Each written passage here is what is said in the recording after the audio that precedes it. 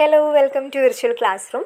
ഇപ്പോൾ നമ്മൾ PSC എക്സാംസിന് വേണ്ടിയിട്ടുള്ള SCRT ടെക്സ്റ്റ് ബുക്കാണ് പഠിച്ചുകൊണ്ടിരിക്കുന്നത്. അപ്പോൾ ഇപ്പം കഴിഞ്ഞ എക്സാംസിലൊക്കെ ഒരുപാട് ക്വസ്റ്റ്യൻസ് നമുക്ക് SCRT ബേസ് ചെയ്ത് വന്നിട്ടുണ്ടായിരുന്നു. അപ്പോൾ അതുകൊണ്ട് നിങ്ങൾ എന്തായാലും SCRT സ്കിപ്പ് ചെയ്യരുത്. കാരണം ഇനി നമുക്ക് LDCൻ്റെ തന്നെ ഇനിയും ബാക്കി ജില്ലകളിലൊക്കെ എക്സാംസ് വരാനുണ്ട്. അപ്പോൾ അതാകുമ്പോൾ നമുക്ക് കുറച്ച് ടൈമും ഉള്ളല്ലോ. അപ്പോൾ നിങ്ങൾ പ്രീവിയസ് ഇയർ ക്വസ്റ്റ്യൻസ് നോക്കുക. പിന്നെ എൻ്റെ ഒരു ഇതിൽ പറയുകയാണെങ്കിൽ എല്ലാ സബ്ജക്റ്റുകൾ പഠിക്കുന്നതിനേക്കാളും നമുക്ക് നല്ലത് മാത്സ്, ഇംഗ്ലീഷ്, മലയാളം ഈ 3 സബ്ജക്റ്റിനും ഇമ്പോർട്ടൻസ് കൊടുക്കുക. ഇത് 3ഉം നന്നായിട്ട് പഠിക്കുക.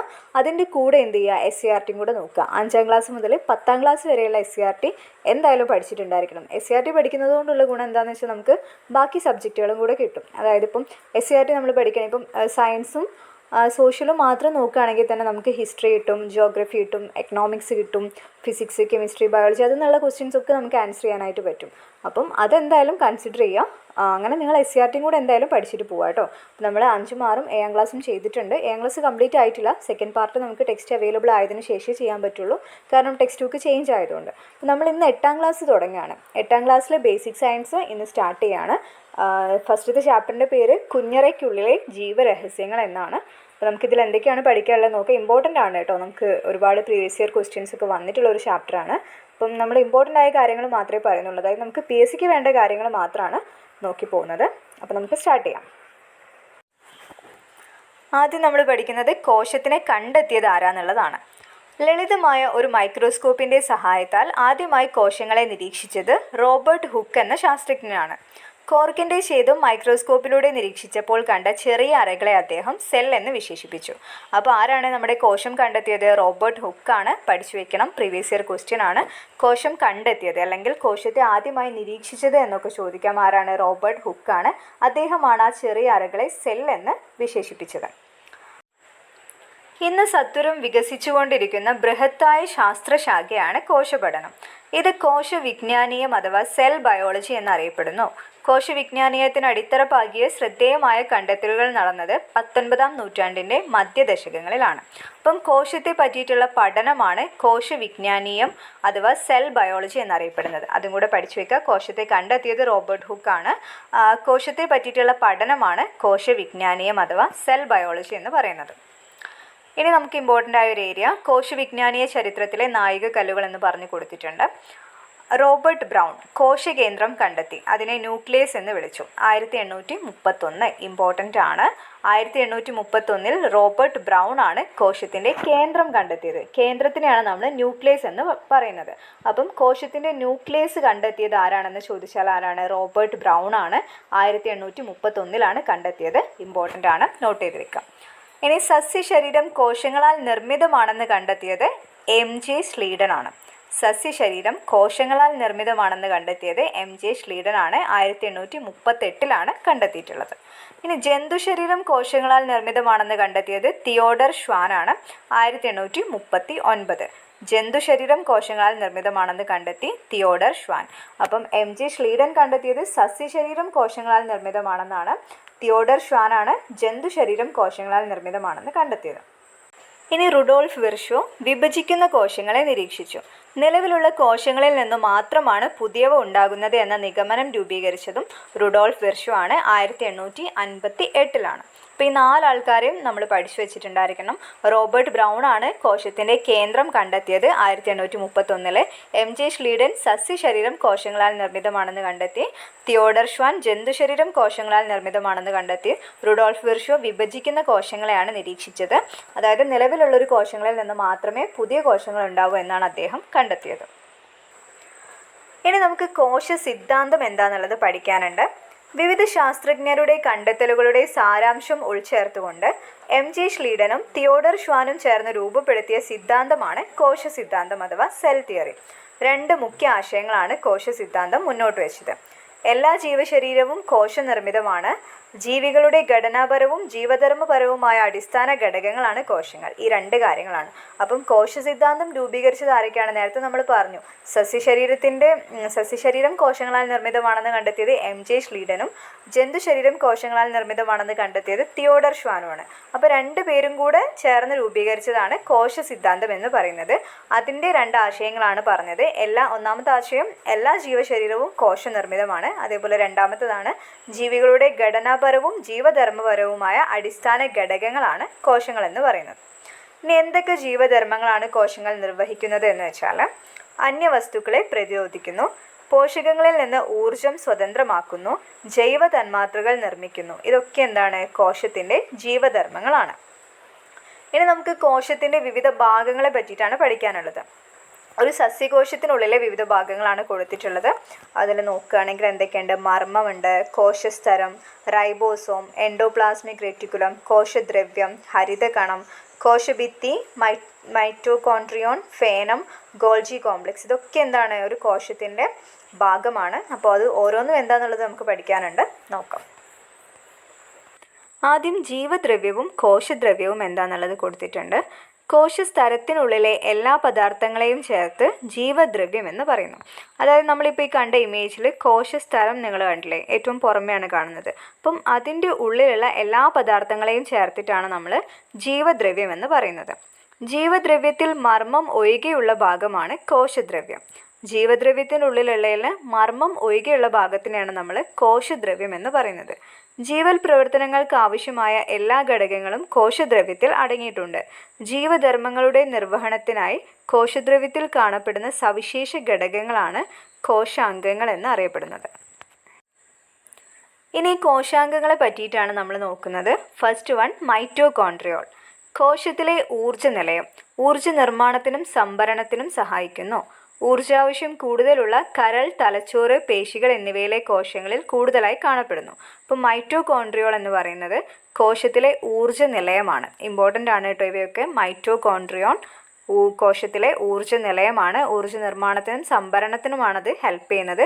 കൂടുതലായിട്ടും കാണപ്പെടുന്നത് എവിടേക്കാണ്? കരൾ, തലച്ചോറ്, പേശികൾ എന്നിവയിലെ കോശങ്ങളിലാണ് മൈറ്റോകോൺട്രിയോൾ കാണപ്പെടുന്നത്. Next one, endoplasmic reticulum. കോശത്തിനുള്ളിലെ സഞ്ചാരപാത. കോശത്തിനുള്ളിൽ പദാർത്ഥ സംവഹനം നടക്കുന്നത് ഇതിലൂടെയാണ്. അപ്പോൾ എൻഡോപ്ലാസ്മിക് റെറ്റിക്കുലമാണ് കോശത്തിനുള്ളിലെ സഞ്ചാരപാത. കോശത്തിന് ദൃഢതയും ആകൃതിയും നൽകുന്നതിനാൽ കോശാസ്ഥികൂടം എന്നും അറിയപ്പെടുന്നത് എൻഡോപ്ലാസ്മിക് റെറ്റിക്കുലമാണ്. അതും ഇമ്പോർട്ടൻറ്റ് പോയിൻ്റ് ആണ്, പഠിച്ചു വയ്ക്കുക കേട്ടോ. കോശാസ്ഥികൂടം എന്നറിയപ്പെടുന്നതും എൻഡോപ്ലാസ്മിക് റെറ്റിക്കുലമാണ്. അടുത്തതാണ് റൈബോസോം. കോശത്തിലെ മാംസ്യ നിർമ്മാണ കേന്ദ്രം എന്നറിയപ്പെടുന്നത് എന്താണ്? റൈബോസോമാണ്. പ്രോട്ടീൻ ഫാക്ടറി എന്നൊക്കെ ചോദിക്കാറുണ്ട്, പഠിച്ചു വയ്ക്കണം. കോശത്തിലെ മാംസ്യ നിർമ്മാണ കേന്ദ്രമാണ് റൈബോസോം. എൻഡോപ്ലാസ്മിക് റെറ്റിക്കുലത്തോട് ചേർന്നോ കോശദ്രവ്യത്തിൽ സ്വതന്ത്രമായോ കാണപ്പെടുന്നു. അടുത്തതാണ് ഫേനം. ടോണോപാസ്റ്റ് എന്ന സവിശേഷ സ്ഥലത്താൽ ആവരണം ചെയ്യപ്പെട്ടിരിക്കുന്നു. ജലം, ലവണങ്ങൾ, വിസർജ്യ വസ്തുക്കൾ എന്നിവ സംഭരിക്കുന്നു. അതാണ് ഫേനത്തിൻ്റെ ധർമ്മം എന്ന് പറയുന്നത്. ഇനി ഗോൾജി കോംപ്ലക്സ് ആണെങ്കിൽ രാസാഗ്നികൾ, ഹോർമോണുകൾ, ശ്ലേഷ്മരസം തുടങ്ങിയ കോശസ്രവങ്ങളെ ചെറു സ്തരസഞ്ചികളിലാക്കുന്നു. ഗ്രന്ഥികോശങ്ങളിൽ കൂടുതലായി കാണപ്പെടുന്നു. അപ്പോൾ ഇവയെ പറ്റിയിട്ടുള്ള കാര്യങ്ങളൊക്കെ ഒന്ന് പഠിച്ചു വയ്ക്കുക കേട്ടോ. ഒന്നുകൂടി നോക്കുകയാണെങ്കിൽ മൈറ്റോകോൺട്രിയോൺ എന്ന് വെച്ചാൽ കോശത്തിലെ ഊർജ്ജ നിലയമാണ്. കൂടുതൽ കാണപ്പെടുന്നത് കരൾ, തലച്ചോറ്, പേശികൾ എന്നിവിടങ്ങളിലാണ്. എൻഡോപ്ലാസ്മിക് റെറ്റിക്കുലമാണ് കോശത്തിനുള്ളിലെ സഞ്ചാരപാത. കോശാസ്ഥികൂടം എന്നും അറിയപ്പെടുന്നുണ്ട്. റൈബോസോമാണ് മാംസ്യ നിർമ്മാണ കേന്ദ്രം, പ്രോട്ടീൻ ഫാക്ടറി എന്നൊക്കെ അറിയപ്പെടുന്നത്. ഫേനം ടോണോപ്ലാസ്റ്റ് എന്ന സവിശേഷ സ്ഥലത്താൽ ആവരണം ചെയ്യപ്പെട്ടിട്ടുണ്ട്. ജലം, ലവണങ്ങൾ, വിസർജ്യ വസ്തുക്കൾ എന്നിവയൊക്കെ സംഭരിക്കുന്നുണ്ട്. ഗോൾജി കോംപ്ലക്സ് ആണ് രാസാഗ്നികൾ, ഹോർമോണുകൾ, ശ്ലേഷ്മരസം തുടങ്ങിയ കോശസ്രവങ്ങളെ ചെറുസഞ്ചികളിലാക്കി സൂക്ഷിക്കുന്നത്. ഗ്രന്ഥികോശങ്ങളിലാണ് കൂടുതലായിട്ടും കാണപ്പെടുന്നത്. അടുത്തത് മർമ്മത്തെ പറ്റിയിട്ടാണ് നമ്മൾ നോക്കുന്നത്. കോശത്തിൻ്റെ നിയന്ത്രണ കേന്ദ്രം. കോശത്തിനുള്ളിലെ അസംഖ്യം ജീവൽ പ്രവർത്തനങ്ങൾ നിയന്ത്രിക്കുകയും ഏകോപിപ്പിക്കുകയും ചെയ്യേണ്ടതുണ്ട്. കോശത്തിലെ വിവിധ പ്രവർത്തനങ്ങൾ നിയന്ത്രിക്കുന്നതിൽ കോശത്തിൽ ഉൽപ്പാദിപ്പിക്കപ്പെടുന്ന വിവിധ മാംസ്യ തന്മാത്രകൾക്ക് പങ്കുണ്ട്. ഇവയുടെ നിർമ്മാണം നടക്കുന്നത് മർമ്മത്തിലെ ക്രൊമാറ്റിൻ ജാലികയിലെ ജീനുകളുടെ നിയന്ത്രണത്തിലാണ്. അതിനാൽ മർമ്മം കോശത്തിൻ്റെ നിയന്ത്രണ കേന്ദ്രമാണെന്ന് പറയാം. മർമ്മമാണ് കോശത്തിൻ്റെ നിയന്ത്രണ കേന്ദ്രം എന്ന് അറിയപ്പെടുന്നത്. ഇനി നമ്മൾ കോശത്തിൻ്റെ മർമ്മത്തിൻ്റെ വിവിധ ഭാഗങ്ങളെ പറ്റിയിട്ടാണ് പഠിക്കുന്നത്. മർമ്മസ്തരം. മർമ്മത്തെ ആവരണം ചെയ്ത് കാണപ്പെടുന്ന ഇരുപാളികളുള്ള സ്ഥലമാണ് മർമ്മസ്തരം എന്നറിയപ്പെടുന്നത്. ഇനി ക്രൊമാറ്റിൻ ജാലിക എന്ന് വെച്ചാൽ മർമ്മദ്രവ്യത്തിൽ വലക്കണ്ണികൾ പോലെ കെട്ടുപിണഞ്ഞ് കാണപ്പെടുന്നു, ജീനുകളെ ഉൾക്കൊള്ളുന്നു. അപ്പം മർമ്മദ്രവ്യത്തിൽ വലക്കണ്ണികൾ പോലെ കെട്ടുപിണഞ്ഞ് കാണപ്പെടുന്നതാണ് ക്രൊമാറ്റിൻ ജാലിക എന്നറിയപ്പെടുന്ന മർമ്മഭാഗം. ഇനി മർമ്മരന്ധ്രം എന്ന് വെച്ചാൽ മർമ്മസ്തരത്തിലെ സുഷിരങ്ങളാണ് മർമ്മരന്ധ്രങ്ങൾ. മർമ്മത്തിനകത്തേക്കും പുറത്തേക്കുമുള്ള പദാർത്ഥ സംവഹനത്തിന് സഹായിക്കുന്നത് മർമ്മരന്ധ്രങ്ങളാണ്. മർമ്മകം ഗോളാകൃതിയിൽ കാണപ്പെടുന്ന ഇവ റൈബോസോം നിർമ്മാണത്തിൽ പ്രധാന പങ്ക് വഹിക്കുന്നുണ്ട്. ഇതൊക്കെ പഠിച്ചു വെക്കണം കേട്ടോ. മർമ്മകമാണ് റൈബോസോം നിർമ്മാണത്തിൽ പ്രധാന പങ്ക് വഹിക്കുന്ന മർമ്മത്തിൻ്റെ ഭാഗം എന്ന് പറയുന്നത്. ലാസ്റ്റ് വൺ മർമ്മദ്രവ്യം എന്ന് പറയുന്നത് മർമ്മത്തിനുള്ളിലെ ദ്രാവക ഭാഗമാണ്. മർമ്മകവും ക്രൊമാറ്റിൻ ജാലികയും കാണപ്പെടുന്നത് മർമ്മദ്രവ്യത്തിലാണ്. മർമ്മസ്തരം എന്ന് പറയുന്നത് മർമ്മത്തെ ആവരണം ചെയ്തിട്ടുള്ള ഇരുപാളികളുള്ള സ്ഥലമാണ്. ക്രൊമാറ്റിൻ ജാലിക മർമ്മദ്രവ്യത്തിൽ വലക്കണ്ണികൾ പോലെ കാണപ്പെടുന്ന ഭാഗമാണ്. മർമ്മരന്ധ്രം എന്ന് വെച്ചാൽ മർമ്മസ്തരത്തിലെ സുഷിരങ്ങളാണ്. മർമ്മത്തിനകത്തേക്കും പുറത്തേക്കുമുള്ള പദാർത്ഥ സംവഹനത്തിന് സഹായിക്കുന്നത് മർമ്മരന്ധ്രമാണ്. മർമ്മകമാണ് ഗോളാകൃതിയിൽ കാണപ്പെടുന്നത്. ഇവ റൈബോസോം നിർമ്മാണത്തിൽ പ്രധാന പങ്ക് വഹിക്കുന്നുണ്ട്. പിന്നെ ഈ മർമ്മകവും ക്രൊമാറ്റിൻ ജാലികയും ഒക്കെ കാണപ്പെടുന്നത് മർമ്മദ്രവ്യത്തിലാണ്. മർമ്മത്തിനുള്ളിലെ ദ്രാവക ഭാഗമാണ് മർമ്മദ്രവ്യം എന്നറിയപ്പെടുന്നത്. ഇനി നമ്മൾ പ്രോകാരിയോട്ടുകളും യൂകാരിയോട്ടുകളും എന്താണെന്നുള്ളതാണ് നോക്കുന്നത്. ബാക്ടീരിയ, സയനോബാക്ടീരിയ, മൈക്കോപ്ലാസ്മ തുടങ്ങിയവയുടെ കോശത്തിൽ മർമ്മം കാണപ്പെടുന്നില്ല. ഇത്തരം ജീവികൾ പ്രോകാരിയോട്ടുകൾ എന്നറിയപ്പെടുന്നു. അതായത് ഇവയുടെ ഒന്നും കോശത്തിൽ മർമ്മം കാണപ്പെടുന്നില്ല. അത്തരം ജീവികളെയാണ് നമ്മൾ പ്രോകാരിയോട്ടുകൾ എന്ന് പറയുന്നത്. അതിന് എക്സാമ്പിളാണ് ബാക്ടീരിയ, സയനോബാക്ടീരിയ, മൈക്കോപ്ലാസ്മ എന്നിവ. ഇനി അമീബ, ജന്തുക്കൾ, സസ്യങ്ങൾ എന്നിവയുടെ കോശങ്ങളിൽ സ്തരത്താൽ ആവരണം ചെയ്യപ്പെട്ട വ്യക്തമായ മർമ്മം കാണപ്പെടുന്നു. ഇത്തരം ജീവികൾ യൂകാരിയോട്ടുകൾ എന്നറിയപ്പെടുന്നു. അപ്പം കോശങ്ങളിൽ മർമ്മം കാണപ്പെടുന്നില്ലെങ്കിൽ നമ്മൾ അവയെ പ്രോകാരിയോട്ടുകൾ എന്ന് വിളിക്കും. വ്യക്തമായ മർമ്മം കാണപ്പെടുന്നുണ്ടെങ്കിൽ അതിനെ യൂകാരിയോട്ടുകൾ എന്നാണ് വിളിക്കുന്നത്. പ്രോകാരിയോട്ടുകൾക്ക് എക്സാമ്പിളാണ് ബാക്ടീരിയ, സയനോബാക്ടീരിയ, മൈക്കോപ്ലാസ്മ എന്നിവ. യൂകാരിയോട്ടുകൾക്ക് എക്സാമ്പിളാണ് അമീബ, ജന്തുക്കൾ, സസ്യങ്ങൾ എന്നിവയൊക്കെ. ഇനി ജീവസ്തരങ്ങളെ പറ്റിയിട്ടുള്ളൊരു ഇൻഫർമേഷൻ കൊടുത്തിട്ടുണ്ട്. കോശത്തിനൊരു സ്തരാവരണം ഉണ്ടെന്ന് നമ്മൾ കണ്ടല്ലോ. ഈ ആവരണമാണ് കോശത്തെ സമീപ കോശങ്ങളിൽ നിന്നും വേർതിരിക്കുന്നത്. കോശത്തിനു മാത്രമല്ല മർമ്മത്തിനും മിക്ക കോശാംഗങ്ങൾക്കും സ്തരാവരണമുണ്ട്. കോശങ്ങൾ തമ്മിലും കോശാംഗങ്ങളും കോശദ്രവ്യവും തമ്മിലുമുള്ള പദാർത്ഥ വിനിമയം നിയന്ത്രിക്കുന്നത് ജീവസ്തരങ്ങളാണ്. ജീവസ്തരങ്ങളാണ് കോശങ്ങളും കോശദ്രവ്യവും തമ്മിലൊക്കെയുള്ള പദാർത്ഥ വിനിമയം നിയന്ത്രിക്കുന്നത്. ആവശ്യമായ പദാർത്ഥങ്ങളെ മാത്രം കടത്തിവിടുന്നതിനാൽ ഈ സ്തരങ്ങൾ വരണതാരി സ്തരങ്ങൾ എന്നറിയപ്പെടുന്നു. അപ്പോൾ ഈ ജീവസ്തരങ്ങൾ തന്നെയാണ് വരണതാരി സ്തരങ്ങൾ എന്ന് അറിയപ്പെടുന്നത്. ഇനി സസ്യകോശങ്ങളിൽ മാത്രം കാണപ്പെടുന്ന കോശാംഗങ്ങളാണ് ജൈവകണങ്ങൾ. ഇവ 3 തരമുണ്ട്: വർണ്ണകണം, ഹരിതകണം, ശ്വേതകണം എന്നിവ. നോക്കി വെക്കണേ. സസ്യകോശങ്ങളിൽ മാത്രം കാണപ്പെടുന്ന ഒരു കോശാംഗമാണ് ജൈവകണങ്ങൾ എന്നറിയപ്പെടുന്നത്. അവ 3 എണ്ണം ഉണ്ട്: വർണ്ണകണവും ഹരിതകണവും ശ്വേതകണവും. പ്രകാശ സംശ്ലേഷണം നിർവഹിക്കുന്നത് ഹരിതകണമാണെന്ന് നമ്മൾ ഓൾറെഡി പഠിച്ചിട്ടുള്ളതാണ്. വർണ്ണകണങ്ങളാണ് പൂക്കൾ, ഫലങ്ങൾ എന്നിവയ്ക്ക് നിറം നൽകുന്നത്. ഇതും നമ്മൾ 5ാം ക്ലാസ്സിൽ തന്നെ പഠിച്ചിട്ടുണ്ടായിരുന്നു. വർണ്ണകണങ്ങളിലെ ചില വർണ്ണകങ്ങളാണ് സാന്തോഫിൽ, കരോട്ടിൻ, ആന്തോസയാനിൻ എന്നിവ. ഇവ ഓരോന്നും കൊടുക്കുന്ന നിറം ഏതാണെന്നുള്ളതും പഠിച്ചു വയ്ക്കണം. സാന്തോഫിൽ ഏത് നിറമാണ് നൽകുന്നത്? മഞ്ഞ നിറമാണ്. പൂക്കൾക്കും ഇലകൾക്കും മഞ്ഞ നിറം നൽകുന്ന വർണ്ണകമാണ് സാന്തോഫിൽ. പിന്നെ കരോട്ടിൻ ആണെങ്കിൽ മഞ്ഞ കലർന്ന ഓറഞ്ച് നിറമാണ്. ആന്തോസയാനിൻ ചുവപ്പ്, പർപ്പിൾ നിറങ്ങളാണ് നൽകുന്നത്. അത് പഠിച്ചു വയ്ക്കണേ, ഇമ്പോർട്ടൻ്റ് ആണ്. ഇവയുടെ ഏറ്റക്കുറച്ചിലാണ് സസ്യഭാഗങ്ങൾക്ക് വിവിധ നിറങ്ങൾ നൽകുന്നത്. പ്രത്യേക നിറമില്ലാത്ത ജൈവകണങ്ങളാണ് ശ്വേതകണങ്ങൾ. ആഹാരവസ്തുക്കളുടെ സംഭരണം നടക്കുന്ന കോശങ്ങളിൽ ശ്വേതകണങ്ങൾ കൂടുതലായി കാണപ്പെടുന്നു. പാകമാകുന്നതിനനുസരിച്ച് ഫലങ്ങളിലെ ഹരിതകണങ്ങൾ വർണ്ണകണങ്ങളായി മാറുന്നു. അന്നജം പഞ്ചസാരകളായും മാറുന്നു. ഇതാണ് പഴങ്ങളുടെ നിറം മാറ്റത്തിനും രുചി മാറ്റത്തിനും പിന്നിലെ രഹസ്യം. ഇനി നമ്മൾ ജന്തുകോശത്തിലെ വിവിധ കോശാംഗങ്ങളെ പറ്റിയിട്ടാണ് നോക്കുന്നത്. അതിൻ്റെ ഭാഗങ്ങൾ ഏതൊക്കെയാണെന്ന് വെച്ചാൽ കോശസ്തരം, മർമ്മം, endoplasmic reticulum, Golgi complex, lysosome, centrosome, ribosome, കോശദ്രവ്യം, മൈറ്റോകോൺട്രിയോൺ. ഇപ്പം നമ്മൾ നേരത്തെ പഠിച്ചിട്ടുണ്ടായിരുന്നത് സസ്യകോശത്തിൻ്റെ ഭാഗങ്ങളായിരുന്നു. ഇപ്പം പറയുന്നത് ജന്തുകോശത്തിലെ ഭാഗങ്ങളാണ്. അപ്പം നമ്മൾ നേരത്തെ പറയാത്ത 2 ആൾക്കാർ ഇവിടെ പറഞ്ഞിട്ടുണ്ട്. ഏതൊക്കെയാണ്? സെൻട്രോസോമും ലൈസോസോമും ആണ് ഇതിൽ എക്സ്ട്രാ പറഞ്ഞിട്ടുള്ളത്. അപ്പോൾ അത് രണ്ടും എന്താണെന്നുള്ളത് നോക്കാം. സെൻട്രോസോം ജന്തുകോശങ്ങളിൽ മാത്രം കാണപ്പെടുന്ന കോശാംഗമാണ് സെൻട്രോസോം. കോശവിഭജനത്തിൽ പ്രധാന പങ്ക് വഹിക്കുന്ന സെൻട്രിയോളുകൾ കാണപ്പെടുന്നത് സെൻട്രോസോമിലാണ്. അപ്പോൾ ഈ സെൻട്രോസോമും അതേപോലെ ലൈസോസോമും എന്താണ്? ജന്തുകോശങ്ങളിൽ മാത്രം കാണപ്പെടുന്നവയാണ്. അവ സസ്യകോശങ്ങളിൽ കാണപ്പെടുന്നില്ല. ഈ സെൻട്രോസോമിൽ എന്താണ്? കോശവിഭജനത്തിൽ പ്രധാന പങ്ക് വഹിക്കുന്ന സെൻട്രിയോളുകൾ കാണപ്പെടുന്നത് സെൻട്രോസോമിലാണ്. ജന്തുകോശങ്ങളിൽ മാത്രമേ കാണപ്പെടുന്നുള്ളൂ. ഇനി ലൈസോസോം ആണെങ്കിൽ കോശത്തിനുള്ളിൽ പ്രവേശിക്കുന്ന അന്യവസ്തുക്കളെ നശിപ്പിക്കാൻ വേണ്ട ദഹനരസങ്ങൾ അടങ്ങിയിരിക്കുന്നു ജന്തുകോശങ്ങളിലാണ് കാണപ്പെടുന്നത്. ലൈസോസോമും ജന്തുകോശങ്ങളിൽ മാത്രമാണ് കാണപ്പെടുന്നത്. അവിടെ അടങ്ങിയിരിക്കുന്നത് എന്താണെന്ന് വെച്ചാൽ കോശത്തിനുള്ളിൽ പ്രവേശിക്കുന്ന അന്യവസ്തുക്കളെ നശിപ്പിക്കാനുള്ള ദഹനരസമാണ് ലൈസോസോമിൽ അടങ്ങിയിരിക്കുന്നത്. അത് രണ്ടും പഠിച്ചു വയ്ക്കണേ. സെൻട്രോസോമും ലൈസോസോമുമാണ് ജന്തുകോശങ്ങളിൽ മാത്രം കാണപ്പെടുന്ന കോശാംഗങ്ങൾ. അപ്പോൾ നമുക്ക് ഇത്രയും കാര്യങ്ങൾ ഈ ഒരു ചാപ്റ്ററിൽ പഠിക്കാനുള്ളൂ. അപ്പോൾ ഫസ്റ്റ് മുതലൊന്ന് നമുക്ക് റിവൈസ് ചെയ്ത് നോക്കാം. ആദ്യം തന്നെ നമ്മൾ പറഞ്ഞത് കോശം കണ്ടുപിടിച്ചത് റോബർട്ട് ഹുക്കാണെന്നുള്ളതാണ്. സെൽ എന്ന് വിശേഷിപ്പിച്ചതും റോബർട്ട് ഹുക്കാണ്. പിന്നെ കോശത്തിൻ്റെ പഠനം, കോശവുമായി ബന്ധപ്പെട്ട പഠനം അറിയപ്പെടുന്നത് കോശവിജ്ഞാനീയം അഥവാ സെൽ ബയോളജി എന്നാണ്. ഇനി റോബർട്ട് ബ്രൗണിനെ പറ്റി പറഞ്ഞു. കോശത്തിൻ്റെ കേന്ദ്രം അതായത് ന്യൂക്ലിയസ് കണ്ടെത്തിയത് റോബർട്ട് ബ്രൗൺ ആണ്. പിന്നെ സസ്യശരീരം കോശങ്ങളാൽ നിർമ്മിതമാണെന്ന് കണ്ടെത്തിയത് MJ സ്ലീഡൻ ആണ് 1838. പിന്നെ ജന്തുശരീരം കോശങ്ങളാൽ നിർമ്മിതമാണെന്ന് കണ്ടെത്തിയത് തിയോഡർ ഷ്വാൻ 1839. റുഡോൾഫ് വിർഷു കണ്ടെത്തിയത് വിഭജിക്കുന്ന കോശങ്ങളെയാണ് അദ്ദേഹം നിരീക്ഷിച്ചത്. നിലവിലുള്ള കോശങ്ങളിൽ നിന്ന് മാത്രമേ പുതിയ കോശങ്ങൾ ഉണ്ടാവുക എന്നുള്ളതാണ് അദ്ദേഹത്തിൻ്റെ നിഗമനം. പിന്നെ നമ്മൾ കോശ സിദ്ധാന്തം പറഞ്ഞു. MJ സ്ലീഡനും തിയോഡർ ഷ്വാനും കൂടിയാണ് കോശ സിദ്ധാന്തം രൂപീകരിച്ചിട്ടുള്ളതെന്ന് പറഞ്ഞു. 2 ആശയങ്ങളാണ്.